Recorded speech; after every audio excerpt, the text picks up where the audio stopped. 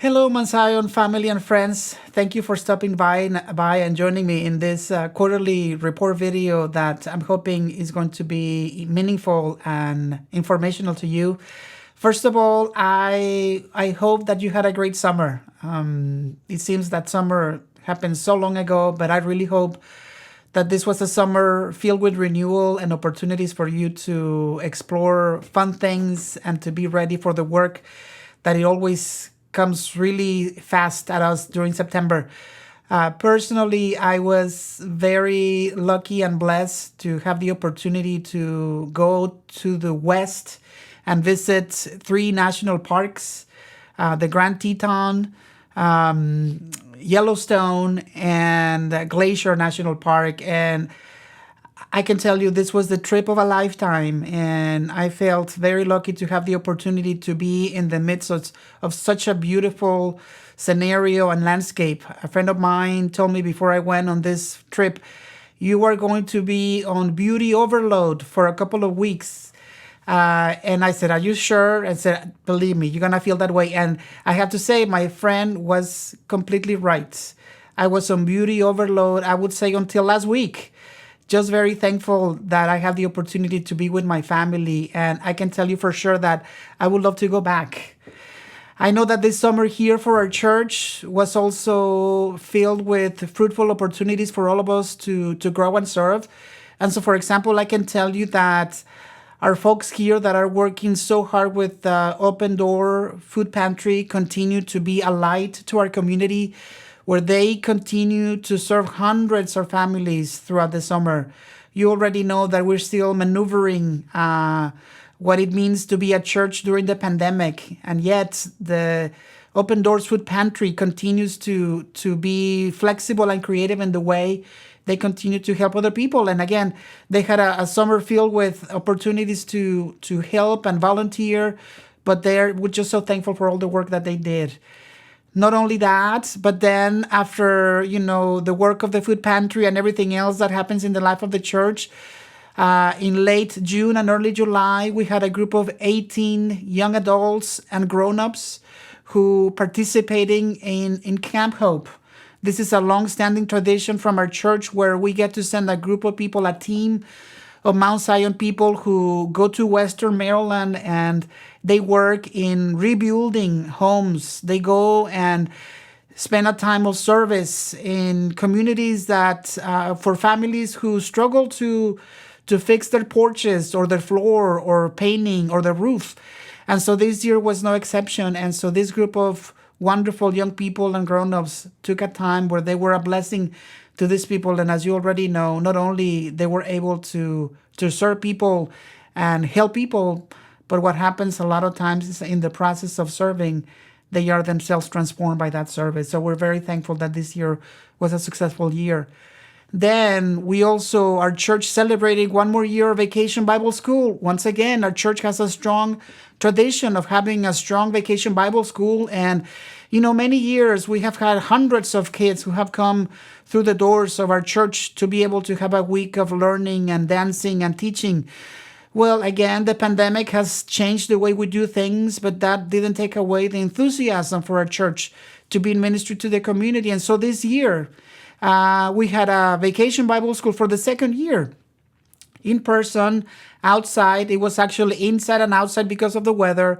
But we had 75 kids and adults who came to that week of Vacation Bible School. I'm so thankful for the hard work that Carol Wonderlake, our Director of Youth and Children, and all the volunteers, all the flexibility that they had to do during that week in order to provide a week of wonderful Vacation Bible School. But once again, it was a great success, and I'm so thankful for the work that our church continues to do in this particular area. But now, again, that was then, and this is now. It is September. So I can tell you that, for example, as we begin the fall, this September is already super busy. For example, this Sunday, September 11th, we are going to begin, obviously, by having the regular worship service and everything that we do, but also at 11:15 after the service on Sunday morning, we're going to have a presentation by the trustees to tell us about all the work and research and proposals that they have been looking at to see what we can do about this idea of the pavilion and the outdoor ministry for any community, any group in the community who's searching for a space that can be safe for us to have worship services and special activities. The trustees are going to do a presentation where you are going to come and be able to ask all the questions that you might have for this possibility that to me continues to be very exciting. So I hope that you will join us at 11:15.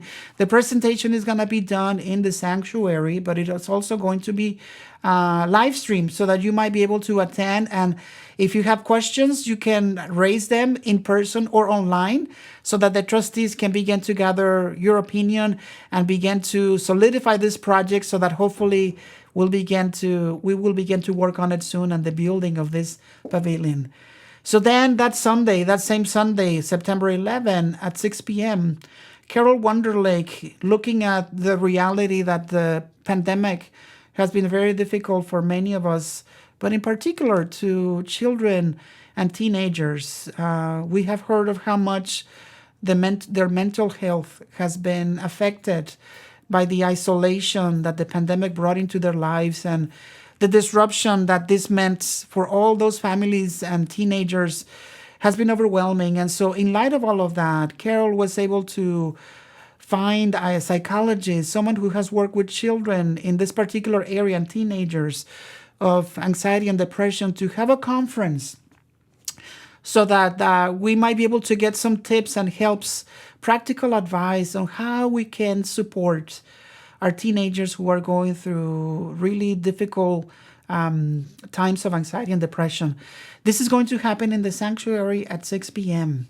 We're hoping that you will be able to attend. And this is the work that the church is called to do, to help those who are hurting. And so I hope that you will share this information. We're going to have more. We're going to see a link here about more information about this conference, but we hope that you'll be able to come and join us.